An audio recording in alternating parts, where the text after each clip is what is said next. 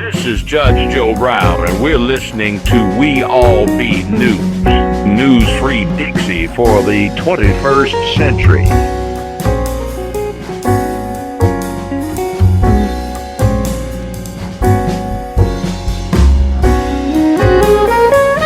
We All Be is honored to have on the one and only Sister JanIFer P. Wilson, who is the owner and visionary behind Sisters Uptown Bookstore and Cultural Center Incorporated, the last Black-owned bookstore in all of Harlem, USA. How you doing today, sister? I'm doing wonderful, brother. Yeah, actually, how did you come up with this idea to start a bookstore? How did you get into this rack or this business? Basically, it came from my inherent self as a youngster growing up in Georgia. As a youngster, I felt invisible actually growing up because I did not see any depiction of any Black folk, any folk who looked like me in any of the books that we were studying from. And so I was a dreamer, so I always dreamed and always thought of, ways and means to embrace who I am and who I was at that time. So, at an early age, my latter teens, I was sent to New York City because I was a rebel in the South. And so I moved to Sugar Hill, which is now called Washington Heights, but it'll always be Sugar Hill. So once I moved here, I always ventured into Harlem, the richness of Harlem back in the early 80s, 90s, and 2000. And so there was a bookstore on 125th Street and Lenox Avenue called the Tree of Life. And the Tree of Life was a safe heaven. It was a safe place where our elders in the community were congregate on a regular basis and talk about current events and what was happening in our community, what happened pre-colonial, what was happening in our current and in our past. And so it was folk like Malcolm that was doing that era when they were out on those ladders on 125th Street and Lenox Avenue talking about us as a people and who we were and how proud we were. So I just became a visionary and a dreamer of our history, who we were as a people. And so I believe that was when my assignment came to be a visionary and to embrace the history of our culture and represent it and be the person in the community where I chose to live to present it, to house it, to present it, and preserve it. So that's actually how I came about becoming a visionary for Sisters Uptown Bookstore and Cultural Center back in January of 2000. Same with Jada Click. Is this wow, that's excellent. You mentioned Malcolm. I know you said you was able to see Malcolm on 125th Street. And Malcolm had the place back in the day, the A.L.L bookstore, that he was able to go to do his research. And now with the advent of the internet, of course, you got, things at your fingertips. But what is so important to have a place like this where people can call people of melanated descent, African descent? Why is it so important to have a place like this still in Hall? I think basically because it's a place where we can do the same as the elders back then, talk about things that we can't normally talk about at church or in other settings like a Barnes and Nobles or, you can talk in the barber shop or we go to get our hair done or certain places, but we certainly can't talk in church. We can't talk in other establishments about our inner feelings, our innermost feelings as a group of people. So this sort of is like a safe house where we can come and congregate and really talk about what we're really feeling and then find a text that will relate to it from the 1800s. And here we are in 2016 and a lot of stuff is still happening in our community. So I think this is a safe place. It's one of the few places where we can actually come and be free to be. So I think that's what's key about this institution. Do you feel that Black people are reading today as they were maybe 15 or 20 years ago? Are Black folks still reading the hoods or reading anything? I certainly do think that we're not reading as much as we have read in the past, because folk are saying, oh, the digital is what's happening, but I don't think it's digital. I've been in observation mode over the last 16 years.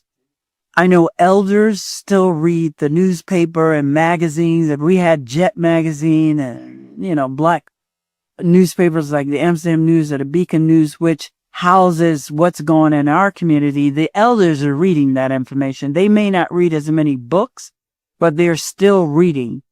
And so I think our youth are not reading as much because they're in a mode of mind control, because the digital is controlling their minds.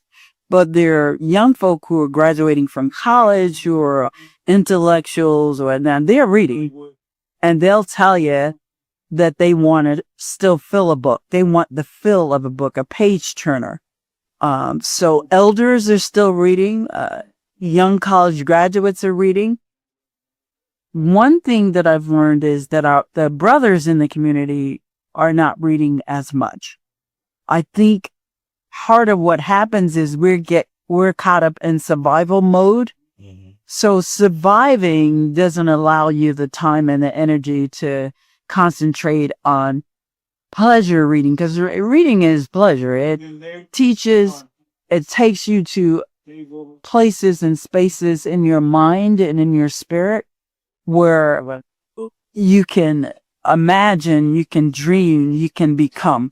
So I think books are a pertinent part of our culture. And the reason so many of us are not reading is not digital. It's because folk just we're distracted with so many different things, our jobs, how are we going to live, how are we going to survive. So folk actually, by the end of the day, are too tired to crawl up in the bed and take a book and read for hours. So I think that's the distraction. And I think once people realize that distractions are just what they are, and there's such a luxury and a pleasure in reading, that a lot of people are going to get back to basics and read again. Oh, excellent. So also, I want to ask you this as well. What do you feel about the young people right now? I mean, how do they compare from like it's when you was young versus now in terms of being thirsty or wanting to acquire their knowledge or self or any type of information? Well, I think young people are actually going to be the catalyst of our movement in terms of us as a culture. And what it is there's a disconnect. They're not the elders in the community. We've not done our due diligence to the youth, because there was a responsibility that we had to bridge the generational gap of the civil rights era, the new and Jim Crow era. We didn't do that. They're not being taught that in schools. So the fact that we didn't bridge that gap and bring forth the information to enhance the growth of our communities when we were community of self has left our youth basically destitute, because they don't have a clue now. They're totally confused. They're not connected to us as elders.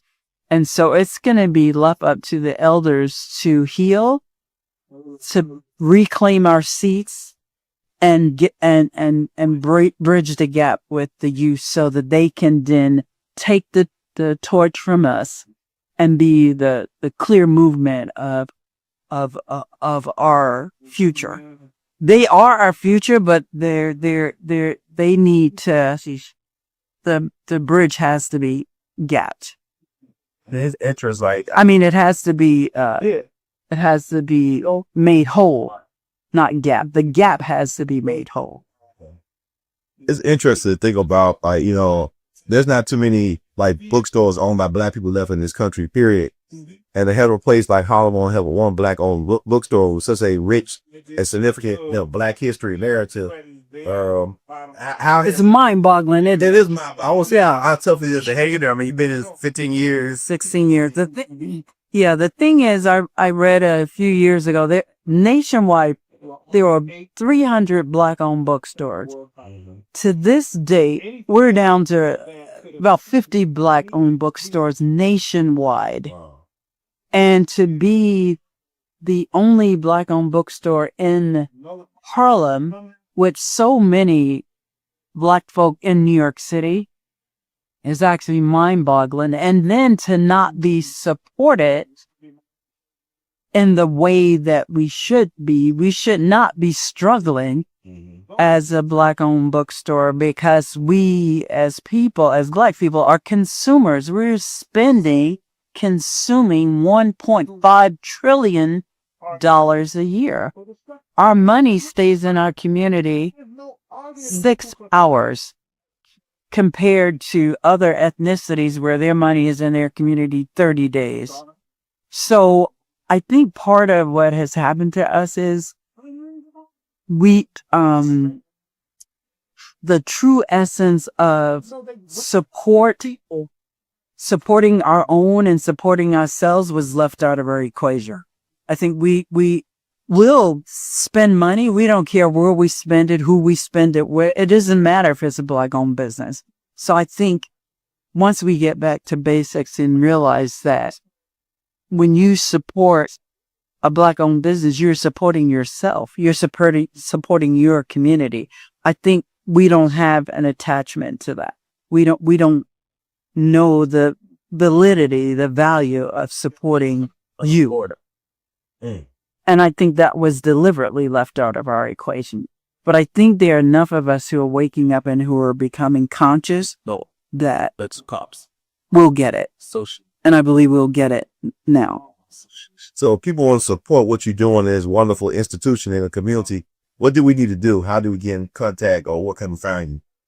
Well, we've been in the same locations. Some folk are like, well, I didn't know about you. We've been in the same location, 1942 Amsterdam Ave, on the corner of 156th Street for the last 16 years.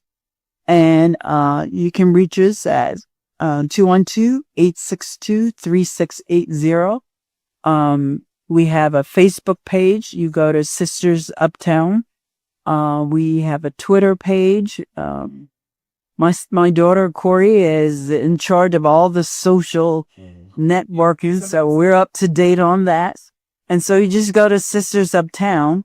You Google Sisters Uptown, and you'll be able to connect to all of our social entities, as well as you can call us Monday through Saturday. We're open from 12 noon to 8 p.m.